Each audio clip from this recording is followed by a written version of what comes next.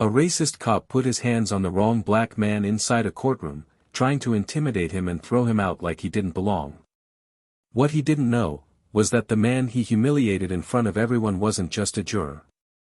He was the newly appointed director of the CIA, sent there on purpose. And what happened to that racist cop next, left the entire country speechless.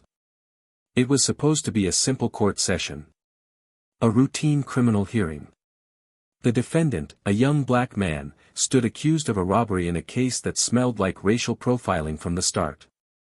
People filed into the courtroom that morning, some curious, others numb from seeing cases like that 100 times before. Among them, a well-dressed black man in his late 40s took his seat quietly in the jury box. He had received a summons like everyone else. He followed the law. He respected the process. But some people only see what they want to see. The officer entered the courtroom late, heavy boots hitting the floor with authority, his badge glinting under the lights. He scanned the room, and the moment his eyes landed on that black man in the jury box, sitting with confidence, posture straight, eyes calm, something in him snapped. He walked straight toward him, face tight, jaw clenched. No hesitation. No reason. Just a desire to put that man in his place. "Hey! You! What are you doing there?" His voice boomed, louder than necessary, already catching the attention of the judge, the attorneys, and the entire gallery. The black man raised his eyes slowly, unfazed. "I was summoned for jury duty. This is my seat." The officer sneered, leaned closer. "Don't play smart with me. You people think you can just walk in here like this? Get up. Now." I said, the man's voice was steady, low, and still, "This is my seat. I was assigned to this case." The officer reached for his arm. Firm. Aggressive. "You think I won't drag you out of here right now? Don't test me." In that instant, time stopped. The courtroom fell into silence. Every eye turned to watch, as the black man sat perfectly still, refusing to rise, not raising his voice. Not flinching. Just holding the officer's gaze with the kind of calm that comes from knowing exactly who you are. From knowing power. "You're making a mistake," he said again, voice like steel. But the officer didn't care. Racism rarely listens. And that day, he wanted to show everyone who he thought was in control. So he grabbed the man's wrist hard, twisted his arm upward, pulling him from the seat like a criminal. The man didn't resist, he didn't need to. He just looked into the officer's eyes with a quiet fire that said, "You're going to regret this." The judge banged the gavel. Lawyers stood up shouting. Cameras from the media crew inside the courtroom lit up. The chaos had begun. But that wasn't even the beginning. Because the man the cop dragged through that courtroom wasn't just a civilian. He wasn't just a juror. He wasn't even there just to observe. He had been placed, actually, under special clearance, as part of a classified surveillance operation connected to a broader investigation into systemic abuse of power in law enforcement. And just days before this public humiliation, behind closed doors at the White House, he had been sworn in as the director of the CIA. The most powerful intelligence position in the country. But in that courtroom, he was just another black man, at least in the officer's eyes. And that's exactly what made this story so devastating, and so satisfying. You see, that officer didn't just violate protocol. He didn't just assault someone illegally. He exposed everything rotten about his beliefs in front of witnesses, in front of a judge, and in front of the press. He committed career suicide, live. What no one knew was that the CIA had been tracking him for months. A dozen complaints buried. Bodycam footage deleted. Patterns of racial profiling ignored by his department. And now, the trap had been set, and he walked right into it. But what really broke people, what made this story go viral across the world, wasn't just that a racist cop humiliated a powerful black man. It was the way that man responded. With grace. With patience. With clarity. And with evidence. Because when he returned to the courtroom hours later, this time not in a suit, but in an official capacity, flanked by federal agents, he didn't walk in angry. He walked in calm. Collected. And when he revealed who he was, the oxygen left the room. People screamed. The officer's face went white. The judge stood in shock. The jury watched, frozen, as this man, the same one who had been grabbed like a suspect hours earlier, took out a classified file and placed it gently on the judge's bench. Inside, the entire investigation. Months of surveillance. Photos. Videos. Reports. All tied to that one man, the officer who had tried to humiliate him. The courtroom was no longer just a stage for a criminal hearing. It had become a reckoning. And justice was only beginning. But here's the thing no one saw coming, not even the officer himself. There was one final twist. Something hidden deep in the file. A single line that changed everything. And when it was read out loud, it didn't just end a career. It exposed a network. A pattern. A truth far bigger than one man. So the question is, what was in that file? And why did the man wait until that exact moment, in that exact courtroom, to reveal who he really was? Stick around. You're going to want to hear this one, till the very end. Before we begin, we want to say something important. To every black viewer watching this, your life, your dignity, and your story matter. Here at Plow of Twist, we stand firmly against all forms of racism. This channel is a space for powerful stories, justice, and truth, and we will never be silent in the face of injustice. We hope this story moves you, inspires you, and reminds you of your strength. If you're with us, hit that subscribe button and join the movement. Now, get ready. This story will shake you. The morning sun crawled slowly over the skyline of Baltimore, Maryland, bathing the red brick courthouse in a pale, indifferent light. It was a Monday like any other in the heart of downtown, rush hour traffic blaring, street vendors calling out to pedestrians, and lawyers adjusting their ties as they entered the courthouse steps. But inside one of those sterile, fluorescent-lit courtrooms, a story was beginning that no one could have predicted, and no one would forget. Malik Henderson stood in front of his bathroom mirror at 6:45 a.m., tying a navy blue tie with the same precision he had carried through every stage of his life. His movements were smooth, deliberate, calculated.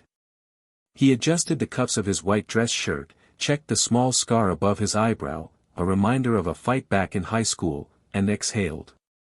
He had been summoned for jury duty, a duty he took seriously, even if most around him rolled their eyes at it.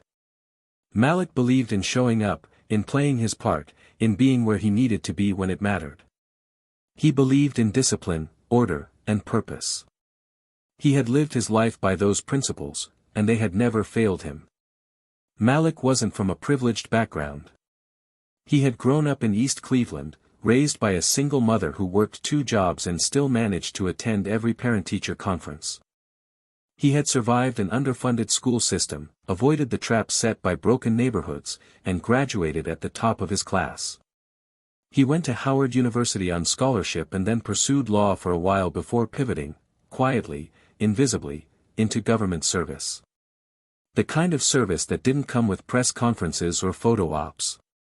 He had spent years in the shadows, shaping intelligence policy, traveling internationally under aliases, collecting secrets, saving lives. But none of that would be known today. Not yet.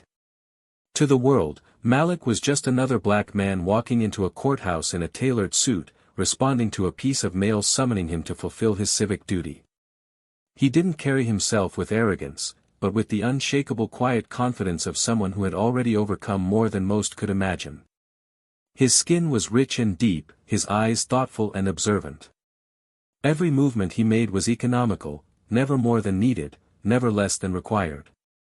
Across the city, another man prepared for the same courtroom, but with a very different energy. Officer Cole Matherson, a white police officer in his early 40s, adjusted the Velcro straps of his ballistic vest with the familiarity of a man who had done it for 20 years without questioning it. He was a fixture in the city's law enforcement community, known for his sharp tongue and tighter grip. Cole was the kind of cop who never left a traffic stop without a lecture and rarely walked away from an arrest without bruises left behind. He called it discipline. Others called it something else. Cole had grown up in a small Pennsylvania town, the son of a decorated Vietnam vet and a schoolteacher. His upbringing was rigid, conservative, marked by expectations of strength and superiority. He believed the world was black and white, right and wrong, good guys and bad guys. And deep down, though he would never admit it, he believed he always knew who the bad guys were. It wasn't just about crime, it was about attitude, about appearance, about knowing your place. He brought those beliefs with him into the academy, into the precinct, and eventually into the courtroom. He wasn't scheduled to testify that day. He was simply on security detail, called in to maintain order during what was expected to be a routine hearing. But Cole never saw himself as just security. He saw himself as the gatekeeper, protector of order, keeper of tradition, the one man in the room who wouldn't bend to political correctness. And when he entered that courtroom, his eyes locked on Malik Henderson in the jury box, a fuse quietly lit itself. The courtroom was filled with the usual mix of routine and tension. The defendant, a 17-year-old black teenager named Terrence Walls, sat beside his public defender, eyes low, hands folded nervously. He had been charged with armed robbery, a claim his lawyer contested with evidence of an alibi, conflicting witness statements, and clear signs of procedural misconduct in the arrest. But no one was paying attention to the boy in that moment. All eyes were slowly drifting toward a quiet interaction that had begun near the jury box. Malik had taken his seat as instructed, his juror ID displayed, his posture calm. He had noticed the sideways glances from a few other jurors, faint, fleeting, but present. He had also seen the judge's clerk glance up twice, then shake her head slightly. It was subtle, but not unfamiliar. He had felt that tension before. But he hadn't expected what came next. Cole strode across the courtroom floor, boots echoing on tile, and planted himself in front of Malik with the presence of someone used to being obeyed. Without pause, without greeting, he leaned in. "What are you doing in that seat?" Cole asked, voice lowered but firm. Malik turned his head slowly, calmly. "I'm Juror 8. This is my assigned seat." Cole scoffed. "That's not what I asked. I asked what you are doing in that seat." Malik blinked once, lips parting slightly. "I received my summons, I checked in, I was directed here. Is there a problem?" Cole's face twisted into something halfway between disbelief and disgust. "You trying to be smart? You think this is a game?" Malik leaned back slightly, his eyes now fully on Cole, not out of fear, but calculation. "Officer, I'm following instructions." Cole didn't flinch. Instead, his hand reached out. Not gently. Not politely. His grip closed around Malik's arm, fingers tightening. "You either get up, or I'll remove you myself." Gasps erupted from nearby benches. One of the clerks stood abruptly, starting to say something, but the judge hadn't entered yet. The attorneys watched, stunned. The teenage defendant turned to see what was happening, his fear momentarily forgotten. Malik didn't resist. He didn't shout. He simply looked Cole in the eyes and said, "You're making a mistake." And then Cole yanked him upward from the chair, dragging him halfway into the aisle before another officer and a clerk intervened. Voices rose. Cameras clicked. Confusion spread like fire. Malik dusted off his sleeve as he stood still, his breath controlled, his gaze cutting through the air like a scalpel. And then, as if nothing had happened, he calmly walked out of the room. Back in the hallway, tension rippled through the courthouse staff. Whispers started. Questions began. And somewhere, deep within the federal building 3 blocks away, a phone rang. Because what no one knew, not Cole, not the judge, not the other jurors, was that Malik Henderson had not been summoned randomly. His appearance that day was anything but ordinary. Behind the curtain of bureaucracy and public record, there were forces at play much larger than a jury selection. And by laying his hands on him in front of witnesses and cameras, Cole Matherson had just triggered something irreversible. But no one saw it yet. All they saw was another black man removed from his seat, silenced, belittled in a place that called itself just. But something had changed in that room. A line had been crossed. And what happened next would shake not only the courtroom, but the country itself. The courthouse felt different when Malik returned the next morning. The same walls, the same marble floor, the same tired fluorescent lights above, but the air carried a weight, a silent tension that lingered in glances and unspoken questions. People remembered what had happened. Even if they weren't in the room when Officer Cole Matherson grabbed him, they had heard the whispers, read the court memo, or seen the blurry cell phone video that had already started making rounds online. It wasn't going viral, not yet, but it was enough to shift the mood. Some nodded respectfully when Malik walked in. Others looked away, pretending not to notice him. And a few, like the bailiff stationed outside the courtroom, still carried that hardened stare, the kind that said, "I don't care who you are, you still don't belong here." Malik walked with purpose, unshaken. His demeanor hadn't changed. His posture remained upright, steps measured, expression calm but unreadable. What no one knew, what no one could even begin to suspect, was that behind those composed eyes, a process had already been set in motion. He was watching. Listening. Every room, every hallway, every misplaced smirk or whispered insult was being recorded, mentally, emotionally, and in some cases, literally. But on the surface, he was just there to do his duty. Inside the courtroom, the judge had finally addressed the previous day's incident in vague, bureaucratic terms. "There was a miscommunication involving one of our jurors and courthouse security," she said, glancing over her reading glasses. "Steps have been taken to ensure it does not happen again. No apology. No accountability. Just a passing acknowledgement, a way to push forward without stirring up headlines." Malik said nothing. He simply nodded once when the judge looked his way, acknowledging her words but accepting none of their weight. The trial resumed. The teenage defendant, Terrence Walls, sat quietly beside his attorney, his eyes fixed on the floor. His mother was in the gallery now, clutching her purse tightly, trying not to cry. Malik kept stealing glances at her, at the boy, at the way the prosecutor spoke with a tone that masked contempt and professionalism. The evidence was weak, surveillance footage with no clear face, a witness who had already changed their statement twice, and a vague confession taken under duress and without a lawyer present. But still, the case was being pushed forward. The system had momentum. It didn't stop because something didn't add up. It just crushed whatever was in its way. During a recess, Malik stepped out into the hallway and stood by the window overlooking the city. The sound of heels approached behind him. It was Diane Marlowe, the defense attorney.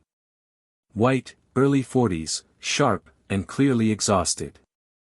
She looked at him for a long second before speaking. "I just want to say, yesterday was disgusting. I'm sorry you had to go through that." Malik turned slightly toward her. "You weren't the one who put hands on me." "No," she said, "but I saw it. I saw how easily it happened. How natural it seemed to him." He gave a half smile, one without warmth. "Natural is a dangerous word." Diane nodded, brushing her hair behind her ear. "They wanted me to advise my client to take a plea. Said it was the smart move. But he didn't do it. I believe him. Then don't let them bury him." She studied him for a moment. "You're not just a juror, are you?" He held her gaze, offering nothing. She didn't push further. Back inside, the mood had shifted again. Officer Cole was now seated near the witness bench, arms crossed, jaw tight. He hadn't spoken to Malik since the incident. hadn't even looked his way. But his presence was a weight in the room. You could feel it in every eye twitch and clenched jaw. The prosecutor called a new witness, a detective who had worked with Cole on several cases, including this one. They spoke confidently, quickly, throwing around words like probable cause, identification, and standard procedure. But Malik was listening between the lines. He heard the pauses, the rehearsed phrases, the overcompensation. It was the language of cover-ups. And it was familiar. At lunch, Malik sat alone on a bench just outside the courthouse, eating quietly, when someone approached him from behind.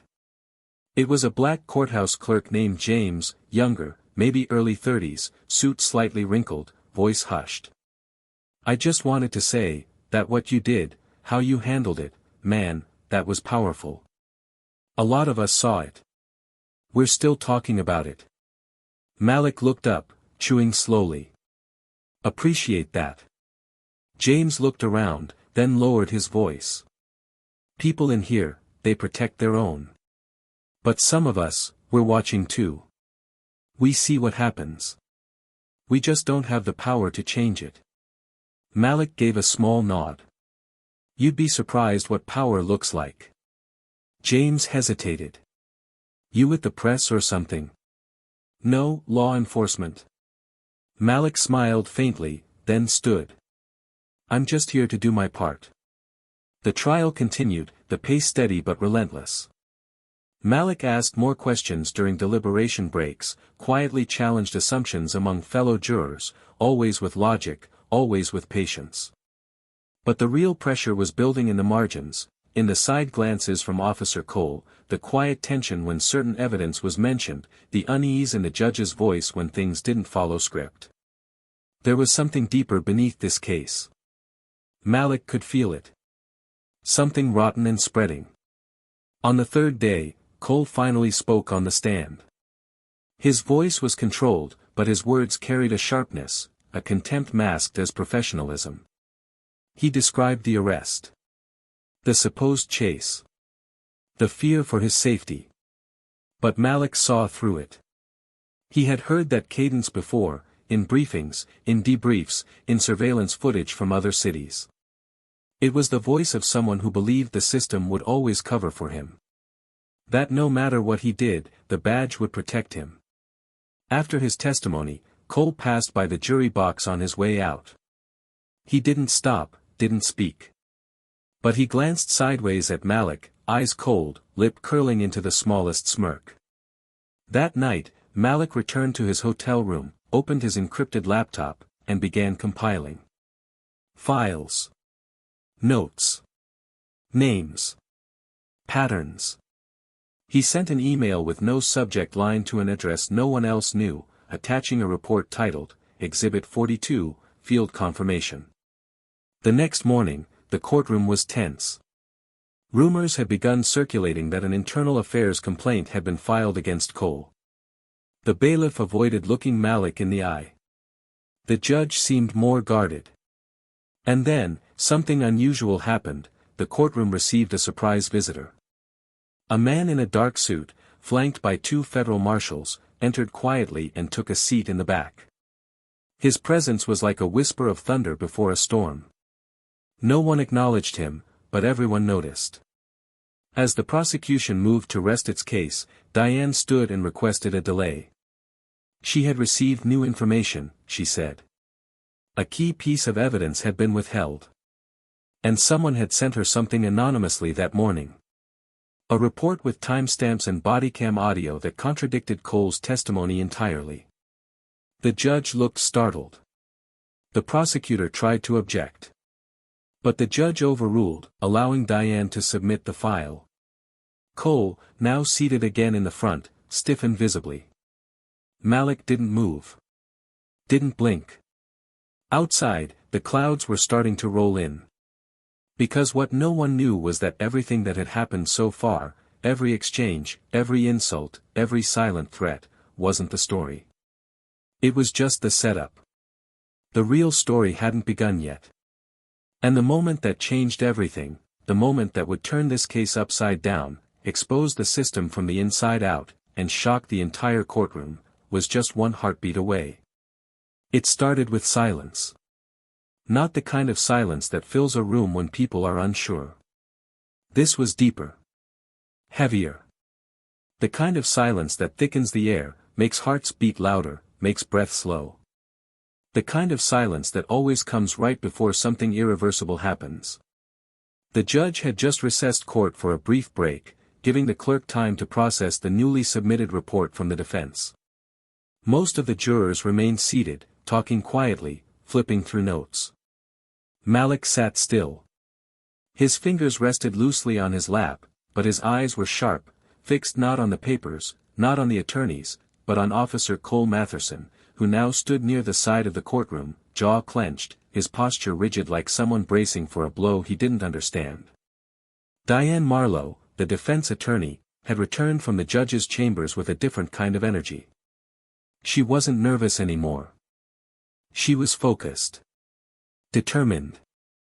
And when she returned to her seat, she gave Malik a small glance, not of curiosity this time, but of acknowledgement.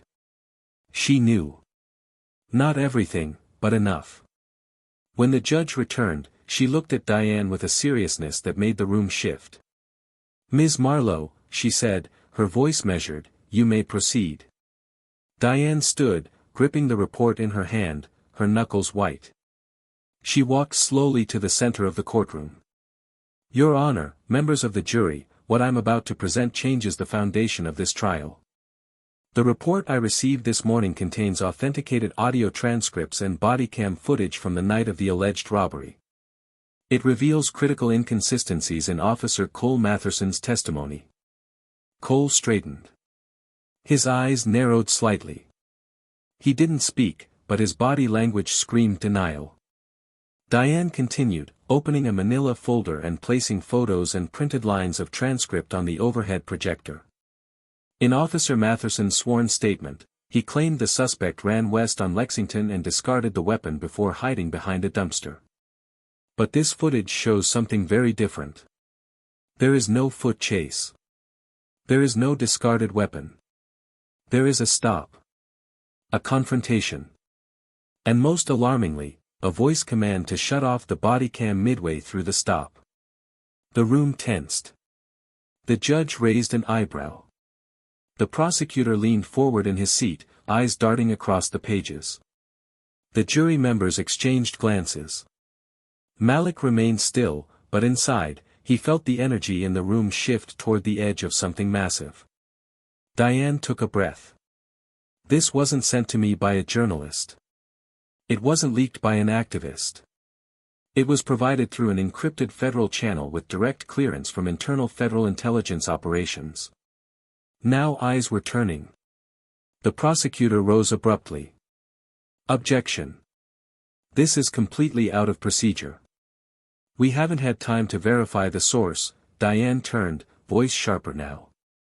"The source has already been verified by a federal marshal who has been seated in the back of this courtroom since this morning."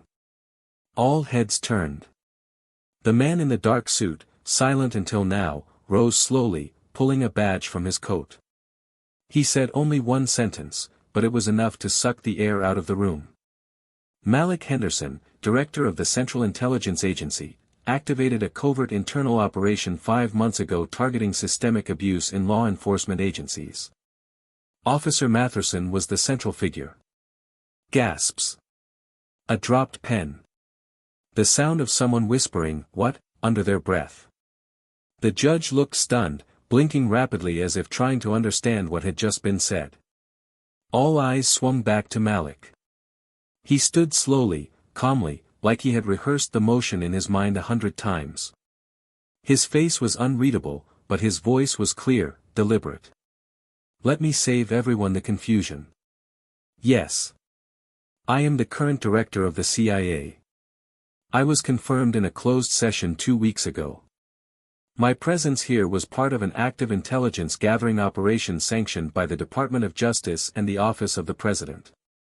Cole took a step forward, hands trembling slightly now. "You're lying. This is some kind of setup." Malik met his eyes without hesitation. No, officer. The setup ended the moment you grabbed me in this courtroom. That was the moment this case stopped being about a single arrest and started being about a system that believes it's untouchable. The judge leaned forward, her hands frozen above her bench. Mr. Henderson, this is highly irregular, I agree, Malik said. But so is having a police officer with a long history of unfiled complaints and racial profiling continue to serve without oversight. So is having a 17-year-old on trial for a crime he didn't commit, based entirely on the word of a man who's tampered with evidence on multiple cases.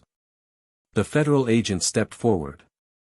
Your Honor, we are prepared to execute a federal order for the immediate detainment of Officer Cole Matherson pending investigation into civil rights violations, obstruction of justice, and destruction of evidence. Cole stepped back, face flushed. You can't do this. You have no authority in this courtroom. Malik walked forward, slowly, deliberately, toward the witness stand. No, I didn't. Not yesterday. But today, this courtroom falls under federal jurisdiction. And today, you answer to me. The bailiffs hesitated. For a moment, it wasn't clear what would happen. But then one of them, an older man who had been on the job longer than most, stepped forward and nodded to the agent. Go ahead, he said. Cole resisted at first, but it was useless. He was outnumbered, outmaneuvered, and, more than anything, exposed. As they cuffed him, he turned to Malik, voice low but full of venom. You set me up. You think you're a hero? Malik tilted his head slightly. I didn't have to set you up. You've been digging your own grave for years. I just made sure people finally saw it. As Cole was led out, the courtroom buzzed with whispers, gasps, shock. The jurors looked dazed. The judge remained silent, unsure of what power she held anymore in a room that had just shifted from law to justice. Diane looked at Malik with something between awe and disbelief. You knew this would happen. I hoped, he said quietly. But it only works if people see it. If they feel it. She nodded slowly. They felt it. And then, for the first time in that courtroom, there was real silence, not from fear or tension, but from the weight of truth finally settling in.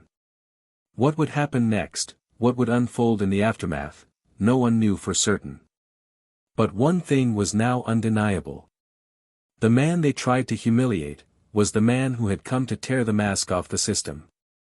And he had just begun. For a moment, time seemed suspended inside that courtroom. Even with Officer Cole Matherson now gone, the ripples of what had just happened continued to spread in the air like a distant explosion finally arriving in the form of pressure, heat, and sound. Malik remained standing near the witness bench, the silence of the room folding around him. People weren't just shocked, they were recalibrating their entire perception of him. What they had assumed, what they had dismissed, what they had silently judged, all of it had been dismantled in a single, undeniable reveal. And yet, Malik didn't gloat. He didn't smile. He didn't ask for applause or even recognition.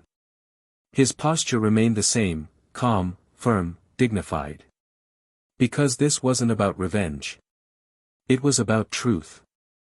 It was about showing people what justice looked like when it was finally put in the right hands. The judge cleared her throat, visibly rattled but trying to maintain composure. She adjusted her robe, tapped the bench once, then spoke. Mr. Henderson, I understand that you were acting under federal authorization, but I must ask, was the integrity of this court ever compromised by your presence as a juror? Malik turned toward her, his voice clear but respectful. No, Your Honor. My role as a juror was legitimate. I followed all procedures. My presence here served two purposes. First, to fulfill my civic obligation as any citizen should. Second, to observe firsthand the culture, behaviors, and practices that had raised red flags in our preliminary investigations. What we found exceeded even our worst expectations. The judge swallowed hard. Her gavel rested like a fragile symbol of order she no longer controlled. This is highly irregular, but given the circumstances, I'll allow the case to continue. Her eyes then moved to Diane. Counselor, I trust you'll be filing a motion for dismissal. Diane stood slowly, her voice laced with conviction. Yes, Your Honor. On the grounds of suppressed evidence, misconduct during arrest, and now, an active federal investigation into the arresting officer's behavior and credibility. The prosecutor, pale and visibly cornered, stood up. We request time to review the material. This is unprecedented, Malik cut in, not loudly, but with the kind of voice that silences every room it touches. The footage was available. The reports were written. The body cam data existed. You just never looked for it. The prosecutor stared at him, face tightening. And who are you to make that judgment? Malik stepped forward, his tone unwavering. I'm the man who sat quietly while a uniformed officer put his hands on me in this very courtroom, not because I broke the law, but because of what I looked like. I'm the man who watched you build a case around a scared teenager using nothing but assumptions and a police report full of holes. I'm the man you never bothered to question, because to you, I was just another black face on a jury. Gasps followed. The tension in the gallery cracked wide open. Even the other jurors, who had until now remained relatively silent, were visibly shaken, heads down, expressions locked in a mix of shame and realization. For some, it was the first time they truly saw Malik, not as a figure sitting beside them, but as a mirror to everything they had ignored. Terrence, the teenage defendant, raised his eyes slowly, locking them on Malik. He didn't speak, but something passed between them, something raw, something deep. A silent gratitude. A recognition of humanity restored. His mother's eyes welled with tears. She covered her mouth, trembling. Diane moved closer to Malik, speaking softly but urgently. What happens now? Malik glanced at her. Now. You finish the job. You free him. The judge granted the motion for dismissal. It wasn't with joy, it was with the heavy realization that this trial had never had a foundation. She announced it formally, then recessed the court, barely able to maintain her own composure. It was over. But it wasn't finished. As people slowly exited the courtroom, some avoiding eye contact, others whispering rapidly, Malik remained behind. He walked over to where Terrence sat, still stunned. Diane moved aside, giving them space. Malik lowered his voice, speaking directly to the boy. You didn't deserve this. None of it. Terrence blinked, swallowing hard. Why'd you help me? You didn't even know me. Malik kneeled slightly to meet his gaze. Because I do know you. I've been you. And no one helped me back then.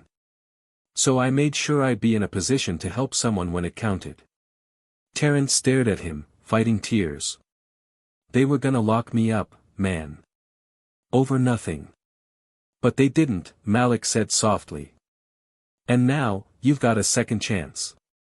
Don't waste it.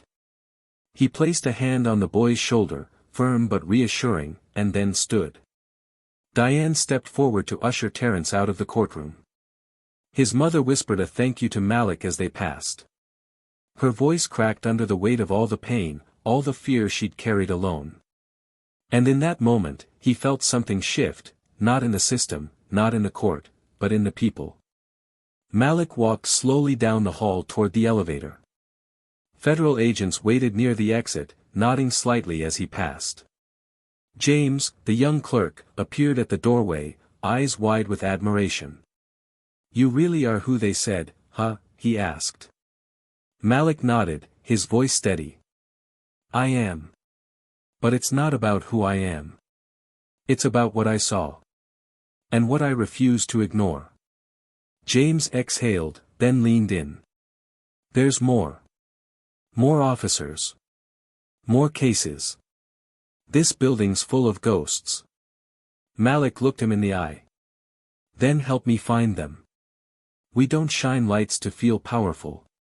We shine them to make others see. Downstairs, press had started to gather. Word had leaked, faster than anyone expected. Cameras. Microphones. Questions flying. Malik paused at the top of the courthouse steps. He wasn't looking for attention, but attention had found him. And maybe that was the point. A reporter pushed forward, breathless. "Director Henderson, did you know from the start that Officer Matherson would act this way?" Malik didn't flinch. "I didn't have to know. I only had to give him the space to show who he really was." Another shouted, "Is this a one-time case, or the beginning of a broader investigation?" Malik stared into the sea of lenses and questions. This was never about one case. It was about all the ones that didn't make it to court. All the ones that ended in silence. "We're not letting that happen anymore." Behind him, the courthouse loomed, a symbol both of justice and injustice, depending on who you were when you walked through its doors. But for once, today, something had shifted. The truth had cracked the surface. And deep below that surface, something was beginning to rise. By the time the courthouse doors closed behind Malik, the noise outside had begun to reach a fever pitch. Cameras flashing, reporters shouting, officials trying to usher the chaos into some form of controlled narrative. But Malik didn't linger. He walked straight past the chaos, straight into the waiting black SUV parked across the street, tinted windows already rolled down slightly, engine humming quietly. Inside, a woman sat poised with a tablet in her lap, Alyssa Grant, his chief intelligence liaison, mid-30s, composed, brilliant, and already analyzing the fallout of what had just unfolded upstairs. As Malik got in, she didn't waste time with congratulations or questions he already had answers to. She simply spoke in her clipped, efficient tone.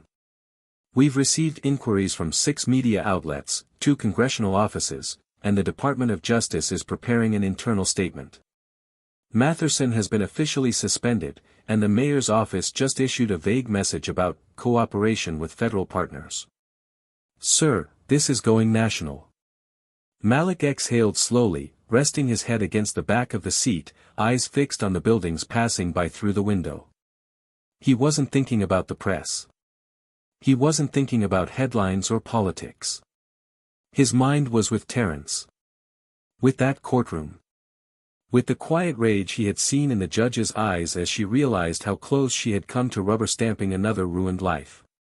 And deeper still, there was a quieter conflict brewing inside him. Because this entire operation, was never supposed to be about him stepping into the light. The CIA didn't work in the spotlight. And Malik had spent his career building walls between his identity and his mission. But now the walls had cracked. And the weight of exposure was starting to press in. Alyssa tilted the tablet toward him, her voice gentler now. "We need to talk about what comes next. If we let this grow naturally, the narrative will be framed for us. You know that. You also know the risk of becoming the face of this." He looked at her, then away. "I didn't do this to become a symbol." "No," she said. "But you just became one anyway." Back in Baltimore, ripple effects were already setting in. Within 24 hours, 2 other individuals came forward, black men who had been arrested under questionable circumstances by officers affiliated with Cole Matherson's unit. One of them had lost his job after spending weeks in holding for a crime he hadn't committed. The other had pleaded guilty to avoid trial, pressured by a public defender buried in too many cases. Neither of them had thought they'd ever see accountability. But now, with Malik's revelation spreading across every screen, they had found courage. A quiet movement began taking shape in the cracks, victims beginning to speak, families digging up documents, activists flooding the city's legal departments with demands for review. It wasn't just one man anymore. It was the beginning of something larger. And yet, not everyone was applauding. Inside federal circles, the backlash started to pulse like an artery under pressure. Malik received a call from Deputy Director Raymond Kohler, his superior during the early years of his intelligence career, and now one of the men with influence over the agency's political positioning. Kohler's voice came through Malik's private line with a tone of forced civility that barely masked the storm underneath. You broke protocol, Malik. You understand that, right? There are ways we do things. Channels. Timelines. You could have waited for the official inquiry to wrap. But instead you stood in a courtroom and set off a bomb. Malik listened quietly, his jaw tight, but didn't interrupt. Kohler continued. I'm not saying you were wrong. I'm saying you were reckless. And there's going to be blowback. You've exposed our agency's involvement in a domestic surveillance op, on national television, without clearance to disclose your position. Malik finally spoke, his voice low but firm. I didn't disclose anything. They did. And maybe it's about time someone inside this machine showed people we're not all ghosts. Maybe the system doesn't need more silence. Maybe it needs to hear its own reflection. There was a pause on the line. Then, a sigh. You're either going to be remembered as the man who forced a system to change, or the man who made it tear itself apart. Malik ended the call without responding. The next day, a town hall was scheduled downtown. It was meant to be a routine public hearing on law enforcement funding, but it quickly transformed into a platform for protest and community grief. Diane Marlowe was invited to speak. She stood at the podium, her voice measured but fierce, recounting the story of Terrence and the courtroom experience with a lawyer's precision but a woman's conviction. It wasn't just that a young man was nearly imprisoned for a crime he didn't commit, she said. It's that we've built a system where that almost happened, and no one was surprised. When Malik arrived, he didn't walk up front. He stood near the back, blending into the crowd. People noticed him, whispered, nodded, but no one approached. They respected the gravity around him. And in that quiet observation, he saw what mattered. Not the applause. Not the headlines. The eyes. The expressions. People were awake now. And they were watching everything. But not everyone saw him as a hero. That night, his private email account, known only to a few, received a message with no subject line. Inside was a single sentence. You've opened a door that will be very hard to close. Attached was a screenshot of an old case file, one Malik remembered too well. A case buried years ago. A case he had personally shut down because the danger outweighed the gain. Someone had gone digging. And someone was reminding him that light has a cost. He showed the file to Alyssa the next morning. Her face paled. They're warning you. This is personal. They want you to step back. I won't, Malik replied. Not now. She looked at him, hesitation flickering in her eyes. If you push forward, they might come after more than your job. He didn't answer. Because he knew she was right. That afternoon, as more former victims came forward and city officials launched a formal audit of the police department's internal affairs records, Malik received a message from James, the young clerk from the courthouse. James had requested a private meeting. They sat across from each other in a small, dim cafe off a side street, away from cameras and federal eyes. There's something you need to see, James said. I didn't know if I should say anything. But I think you already know it. He handed Malik a printed log. A list of names, dates, and case codes, nearly all dismissed, settled, or buried under administrative language. And next to several of them was a set of initials, CM. Malik flipped through it, heart tightening. How long have you had this? Months, James said. I tried to report it. No one responded. They told me to stop digging.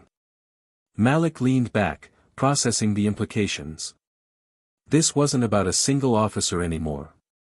This was a pattern. A network. A culture of complicity that had rotted through the woodwork of a justice system built on silence and decorum. And then, the dilemma hit him, not as a director, not as an agent, but as a man. Because he had power now. Real power. The kind of power that could burn entire institutions to the ground. But with that power came a question he hadn't wanted to face until now: where is the line between justice and vengeance? He could launch a full-scale investigation. He could name names, release files, dismantle careers and reputations with a single signature. But would that heal anything? Would it fix what had happened to Terence? To all the others? Or would it simply shift the pain into a new shape? James looked at him, searching his face for an answer. "What are you going to do?" Malik didn't respond right away. He stared at the file in his hands, the names, the histories, the invisible blood on every page.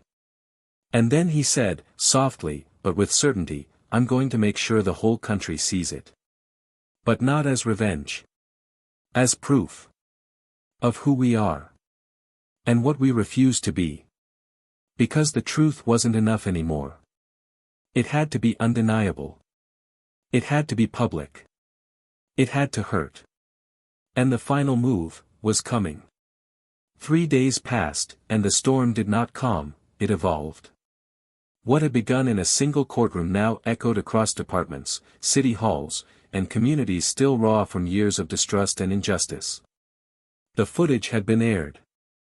Malik's identity had been confirmed, not through official press conferences, but through a calculated and deliberate leak that left no room for spin. The people knew now. They knew that the man they had seen silenced and manhandled in a place of supposed justice was not just a juror, not just a civilian, but the highest-ranking black intelligence official in the country. And that revelation did something rare in the cycle of news and noise: it stuck. It lingered in the public consciousness like a stubborn bruise.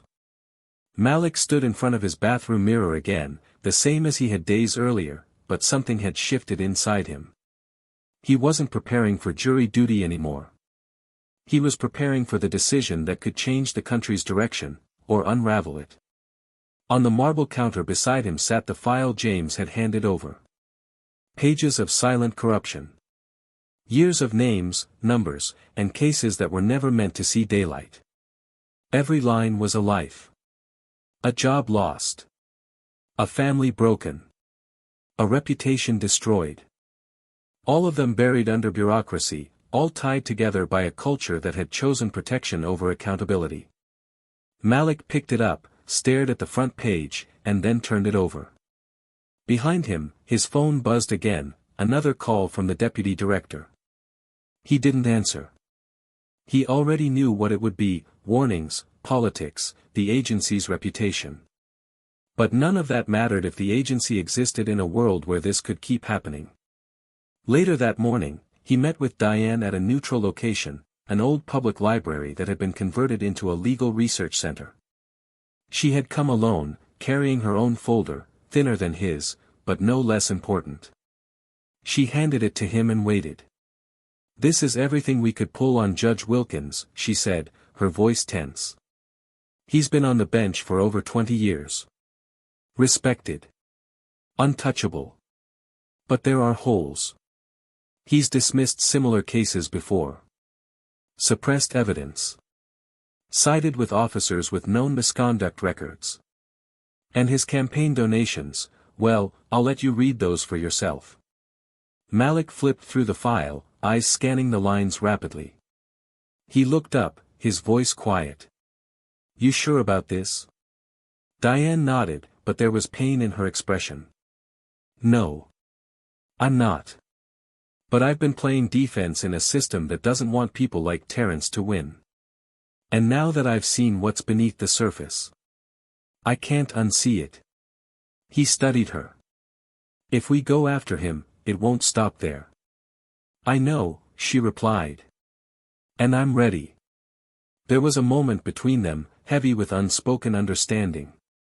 Neither of them had asked for this. Neither of them had expected this case, this teenager, to be the domino that would tip everything. But now they were in it. And the question wasn't whether they would act. It was how far they were willing to go.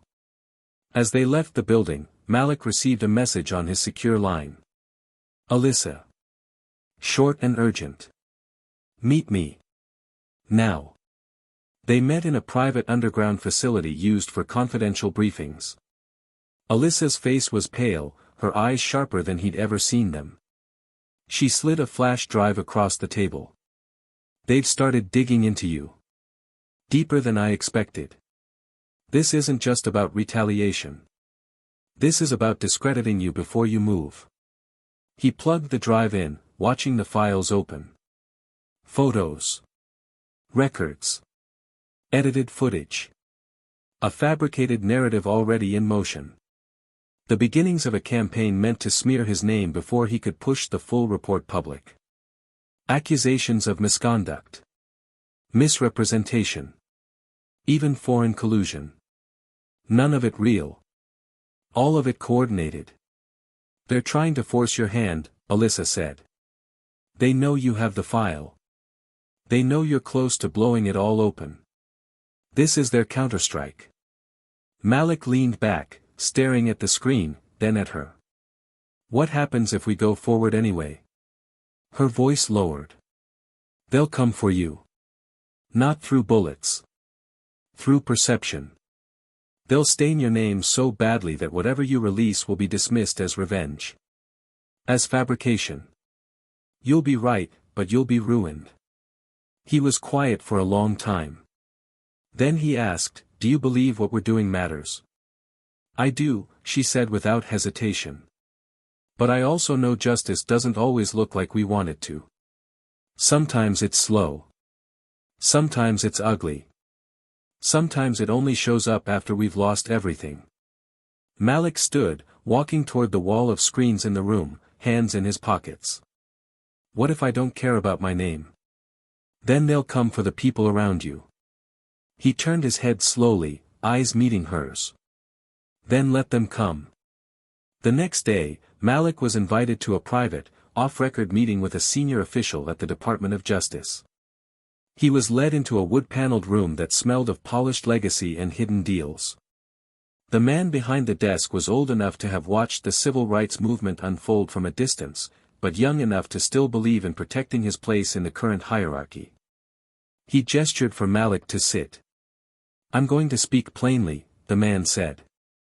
We appreciate what you've done. We do. Exposure is necessary. But you've made this personal. And that creates instability. We need institutions to survive more than we need individual victories. Malik kept his face neutral. Institutions survive when they serve people, not when they bury them. You've embarrassed a federal court. A respected judge. An entire law enforcement division. What do you want? A purge? I want accountability. The man leaned back. You'll tear this place apart. Malik stood slowly. Then maybe it's time. As he left the building, another message arrived. This one from Terrence's mother. A voicemail, shakily recorded, thanking him, not just for saving her son, but for showing her that someone with power finally cared enough to risk something. She ended the message in tears. Whatever happens next, don't stop. Please. Don't stop. He sat in his car for a long while after that, not moving, not speaking. Just thinking. Later that night, he met again with James and Diane in a quiet restaurant. He laid out his plan. A full public release. All the files. All the cases. Unredacted. Names, dates, everything. Not through mainstream media, but through a live testimony. On camera. From his own mouth. A controlled, prepared broadcast streamed through a secure platform, protected from censorship. James hesitated. You're going to say it all? In your own voice? Yes, Malik said. No filters. No deniability. It ends with me. Diane leaned forward. You'll be putting yourself in the crosshairs. You realize that? I've been in the crosshairs since the day I walked into that courtroom. James swallowed. And if they come after you? Then they'll have to do it in front of everyone. The room fell into silence. They all understood what was at stake now. This wasn't just the aftermath of a courtroom moment. It was the brink of something far bigger. And as Malik looked at them, at the people who had stood with him, risked with him, bled with him, he knew this had to be done. Not for revenge. Not for legacy. But for every name on that forgotten list. For every boy like Terence. For the voice of truth that only mattered if someone refused to silence it. And as the clock neared midnight, Malik sent one final message to Alyssa. Prepare the feed. We go live tomorrow. The air inside the secure broadcast studio was dense with tension, as though the very walls understood what was about to unfold. A black curtain stretched behind the desk, subtle and unbranded, flanked only by soft lighting that gave the room a sober clarity. There were no logos, no flags, no symbols to distract from the message. Just a single camera lens trained on Malik Henderson as he sat quietly in his chair, adjusting his suit jacket with mechanical precision. Alyssa stood off to the side, arms crossed, watching every movement through a small monitor. Her face was unreadable, but her eyes were locked in, protective, alert, and heavy with silent encouragement. There were no advisors, no speechwriters. What Malik was about to do came straight from him. And everyone in the room knew once the broadcast began, there would be no turning back. The countdown echoed in the studio, 5 seconds, 4, 3, 2. And then, live. Malik leaned slightly forward, his fingers interlocked before him on the table. He didn't begin with a greeting. He didn't introduce himself. He simply began speaking in a low, steady voice that carried the weight of something deeper than authority, truth, without apology. He spoke of the system, not as something abstract, but as something he had walked through his entire life. He talked about growing up in East Cleveland, about being followed in stores at 13, pulled over at 17, underestimated in college, overlooked in briefings. He spoke of rising through the ranks, learning to move in silence, adapting to survive in rooms that were never made for him. He spoke about masks, how often black men wear them to stay safe, to be accepted, to avoid confrontation. And then, his voice hardened just slightly, not with anger, but clarity. He said he wore the mask into that courtroom not to deceive, but to observe. He said he sat on that bench knowing full well the possibility of being disrespected, disregarded, or even attacked, not despite who he was, but because of it. And he waited. He gave the system space to prove him wrong. And it didn't. He didn't say Officer Cole's name. He didn't have to. Everyone already knew. But he did say the names of the men and women whose files had been buried. He spoke their names slowly, giving each one its own breath, its own dignity. He spoke of Terence. Of his mother. Of every mother. Of every father. Of every young man who had been swallowed by silence and statistics. And then, he paused, letting the moment settle. His voice softened again as he addressed the nation. He said this wasn't about him. That he wasn't looking for applause or validation. That the power of his position meant nothing if he couldn't use it to amplify the voices that had been ignored. And then, he leaned forward, looking straight into the lens, and said the line that would echo across social media and newsrooms within minutes. The system isn't broken. It's working exactly as it was designed. And that's the problem. From there, the screen shifted to the files. Names. Dates. Audio. Bodycam clips. Internal memos. One by one, the pieces unfolded. Patterns emerged, cases dismissed under the same judges, officers with multiple excessive force complaints who were still in service, public defenders who never received discovery files, prosecutors who bent timelines. The evidence wasn't just damning. It was systemic. And the country saw it. Not as a theory, but as a fact. Documented. Verified. Brutally real. The broadcast lasted 45 minutes. When it ended, Malik simply said thank you and cut the feed. He sat there for a long moment after the cameras were off, his hands still folded. Alyssa approached him, her voice low. It's out. It's everywhere. He nodded once. Then we wait. What followed was chaos, but not the kind that consumes. The kind that cracks something open. News outlets scrambled. Politicians scrambled harder. Social media exploded with hashtags, with arguments, with screenshots and outcries. Some praised Malik as a hero. Others called him a traitor. Conspiracy theorists claimed it was a stunt. Advocacy groups demanded action. Protesters gathered outside precincts. Officers resigned. Internal investigations were opened in 6 cities within the first 24 hours. And then came the death threats. Malik's security was increased immediately. Federal agents were assigned.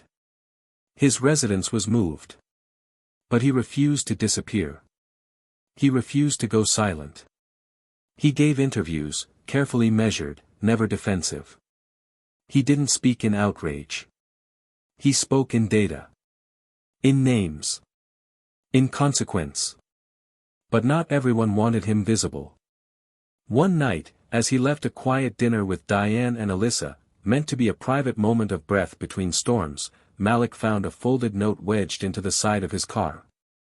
No signature. Just 7 words. You've become too dangerous to be useful. He didn't show it to the others. He simply tucked it into his coat and stared at the sky for a moment, the cool wind brushing across his face. Then he got in the car and drove. 2 days later, he received an invitation from the White House. It wasn't framed as an honor. It was a meeting. A containment strategy. When Malik entered the Oval Office, it was just the president and a senior advisor. No press. No cameras. The president greeted him with a firm handshake and a practiced smile. "You've stirred the pot," he said, half amused, half warning. Malik met his eyes without flinching. It needed stirring. The president walked slowly around the room. "You've also fractured alliances inside your own agency. There are whispers about overreach. About betrayal. About breaking protocol." Malik spoke plainly. "I followed the law. I exposed corruption. If protocol was your concern, maybe you should be asking why the law protected the people I exposed." There was a long pause. Finally, the president sighed. "You've put me in a position. I can either support you and risk alienating the base, or I can distance myself and look weak." Malik didn't move. "Maybe this isn't about you." The president laughed quietly. "Everything's about me, Malik. You know that. So here's what I'm offering. You step back. Quietly. Let the investigations proceed without you. No more statements. No more live feeds. In return, you keep your seat. Your career. Your influence." Malik stepped forward, voice like iron. "If I keep my seat but lose my voice, then I was never really in the room to begin with." The president's face hardened. "Don't push this too far. There are limits to how much the system can change before it decides to crush what it can't control." Malik turned to leave. "Then maybe it's time to stop pretending it deserves to survive." He walked out without another word. Outside the building, Diane waited in the car, reading headlines from her phone. She looked up as Malik entered. "You said it, didn't you?" He nodded. She exhaled. "Then everything's going to change." He looked out the window as the city moved around them, chaotic, alive, trembling. "No," he said softly. "Everything already has." 6 months later, the country was not the same. The ripple effects of Malik Henderson's broadcast had evolved into waves of reckoning, uncomfortable shifts in systems that had, for too long, remained untouched. Grand juries were re-evaluated, internal affairs departments were dismantled and rebuilt with federal oversight, and new legislation bearing Malik's name was introduced in Congress. Proposals focused on accountability, transparency, and equity in law enforcement. Not all of it passed, and not all of it came without resistance, but the conversation had moved. And that, in itself, was a seismic change. Officer Cole Matherson remained behind bars, awaiting federal trial for civil rights violations and evidence tampering. His fall from grace had been swift and unforgiving, but what broke him wasn't just the charges, it was the reality of being stripped of the authority he had once wielded without question. Behind cold concrete and locked doors, he came face to face with the system from the other side, with no badge to protect him, no courtroom glances to intimidate anyone. He filed appeals, released letters, called it all political. But the footage didn't lie. The transcripts didn't lie. And the country didn't forget. Judge Wilkins, after weeks of pressure and public scrutiny, quietly resigned from his seat. No official admission. No apology. Just a carefully worded statement about stepping aside, in the interest of the court's integrity. But Diane knew better. She had seen it in his eyes the day after the release, the realization that his decisions, once buried in the silence of paperwork, had become public artifacts. She went on to lead a legal reform coalition, traveling across the country training young public defenders, speaking in universities, and using her voice to ignite change from inside the very system she had once tiptoed through in fear. She never chased the spotlight.